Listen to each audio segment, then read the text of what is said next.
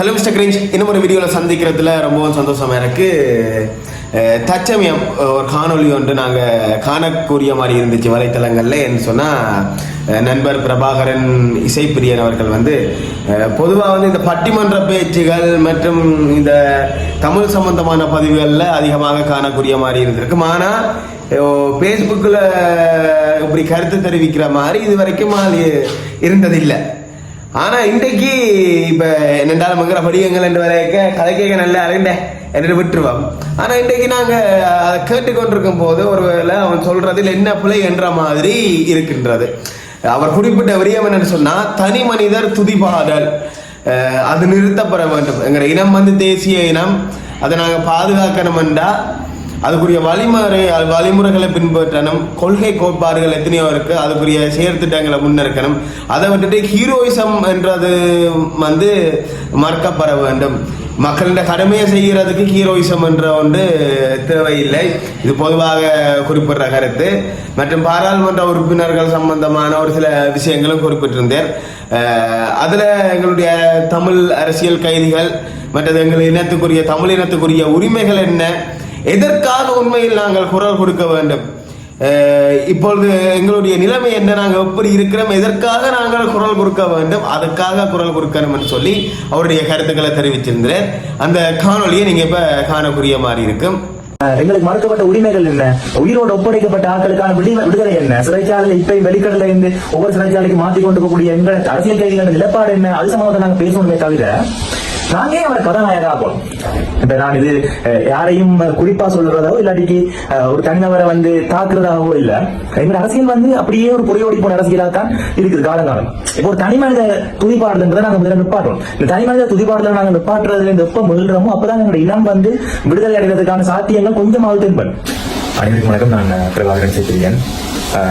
தமிழ் மக்கள் ஒரு விடயத்தில் தெளிவு பெறவும் அப்படின்னு சொல்லிட்டோம்னா, எங்களுடைய மக்கள் பிரதிநிதிகள், அதாவது தமிழ் மக்களை பிரதிநிதித்துவப்படுத்தி பாராளுமன்றம் செல்லக்கூடிய தமிழ் மக்கள் பிரதிநிதிகள் தமிழ் மக்களுடைய இறைமையின் பிரதிபலிப்பாக பாராளுமன்றத்தில் செயல்படக்கூடியவர்கள். அவர்கள் கதாநாயகர்களாக பார்க்கப்பட வேண்டியவர்கள் அல்ல. மக்களுக்கு அது சார்ந்த ஒரு தெளிவு, குறிப்பாக 2000க்கு பின்னர் பிறந்திருக்கக்கூடிய எண் போன்றவர்கள், அன்பு தம்பிகள் தங்கைகள், இதுல ஒரு சரியான ஒரு தெளிவு கொண்டப்படணும். இங்க தமிழ் மக்களின் அரசியல், தமிழ் மக்களின் இருப்பு எதுவுமே ஒரு தனிநபரை சார்ந்தது இல்லை, அது ஒரு கொள்கையை சார்ந்தான் இருக்கு. தமிழ் மக்களுடைய தேசிய இன விடுதலை கொள்கை சார்ந்து இருக்கே தவிர ஒரு தனிநபர் சார்ந்து இல்லை. அப்ப நாங்க ஒரு ஆள் கதாநாயகராக தேவையில்லை. எந்த ஒரு காலத்திலையும் எந்த ஒரு சூழ்நிலையிலையும் ஒரு கதாநாயகரா ஒரு ஆளாக்க தேவையில்லை. ஏன்னா அந்த கதாநாயகர் இல்லைன்னு சொல்லி தமிழ் மக்களுக்கு அரசியல் இல்லையா, அது தமிழ் மக்களுக்கு இருப்பு இல்லையா, தமிழ் மக்கள் நெருக்கதியாக்கப்பட்ட நாதி இல்லாதமா. இப்ப ஒருவர் இல்லைன்னு சொல்லி சொன்னா இன்னொருவர், ஆனா நாங்க எதை கொண்டு சேர்ப்போம் சொன்னா கொள்கையை கொண்டு சேர்ப்போம். அப்ப நாங்க எங்களோட மக்களுக்கு என்ன தேவை, எங்களோட அடையாளம் என்ன, எங்களோட இருப்பு என்ன, எங்களோட வரலாறு என்ன, எங்களோட தேவைகள் என்ன, நாங்க இழந்து நிற்கிற விஷயம் என்ன, எங்களுக்கு மறுக்கப்பட்ட உரிமைகள் என்ன, உயிரோடு ஒப்படைக்கப்பட்ட ஆட்களுக்கான விடுதலை என்ன, சிறைச்சாலையில இப்ப வெளிக்கடல இருந்து ஒவ்வொரு சிறைச்சாலைக்கு மாற்றி கொண்டு போகக்கூடிய எங்களோட அரசியல் கைதிகளோட நிலப்பாடு என்ன, அது சம்பந்தத்தை நாங்க பேசணுமே தவிர நாங்க அவர் கதாநாயகா ஆகணும். இப்ப நான் இது யாரையும் குறிப்பா சொல்றதோ இல்லாட்டிக்கு ஒரு தனிநபரை தாக்குறதாகவோ இல்ல. எங்க அரசியல் அப்படியே ஒரு பொறியோடி போன அரசியலாக தான் இருக்குது காலங்காலம். இப்போ ஒரு தனி மனித துதிப்பாடுன்றதை நாங்க முதல்ல நிப்பாட்டோம். இந்த தனி மனித துதிப்பாடுல நாங்க நிப்பாட்டுறதுல இந்த எப்ப முயல்றோமோ அப்பதான் எங்களுடைய இனம் விடுதலை அடைவதற்கான சாத்தியங்கள் கொஞ்சமாவது தென்படும். இப்ப புதுசா அரசியல் இறங்கிக்கக்கூடிய குறிப்பாக பாராளுமன்றத்தில் இருக்கக்கூடிய தமிழ் மக்கள் பிரதிநிதிகளை ஒரு கதாநாயக தன்மையில கொண்டு போய் அவங்களை எதுக்காக நாங்கள் செயல்படுத்தோம், அதான் என்னோட மிகப்பெரிய ஒரு ஆழ்மனதில் கூடிய ஒரு கேள்வியா இருக்கு. அப்ப இது எல்லாத்தையும் தாண்டி தமிழ் மக்களின் ஒரு தேசிய அரசியலை பேசக்கூடிய, ஒரு கொள்கையை பேசக்கூடிய, ஒரு உரிமைகளை மீட்டெடுக்கக்கூடிய ஒரு அரசியலை பேசக்கூடிய ஒரு கொள்கையை தான் நாங்கள் எப்பவுமே பின்பற்றுவோம் தவிர ஒரு ஹீரோயிசத்தை நாங்கள் எதிர்பார்க்கவும் இல்லை. அந்த ஹீரோயிசம் எங்களுக்கு தேவையும் இல்லை. எந்த எப்பவுமே தமிழ் மக்களோட உரிமையும் இருப்பும் சுதந்திரமும் ஒரு தனி மனிதனை நம்பி இல்லை. யாராவது இருக்கலாம், எந்த தமிழ் தேசியம் பேச அரசியல்வாதியாக இருக்கலாம். இப்ப தேவைக்காக தியாகங்களை பயன்படுத்துற அரசியல் தலைமைகளாகவும் இருக்கலாம். அப்ப எப்பவுமே எங்க தமிழ் மக்களோட இருப்பு ஒரு தனிநபரை நம்பி இல்ல. அந்த எந்த ஒரு தயார்படுத்தலுமே இல்லாம திடீரென்று மனசுல தோன்ற விஷயங்களை பேசணும் என்றதாலதான் இந்த காணொலி வடிவத்தில் சந்திக்க வேண்டியிருந்தது.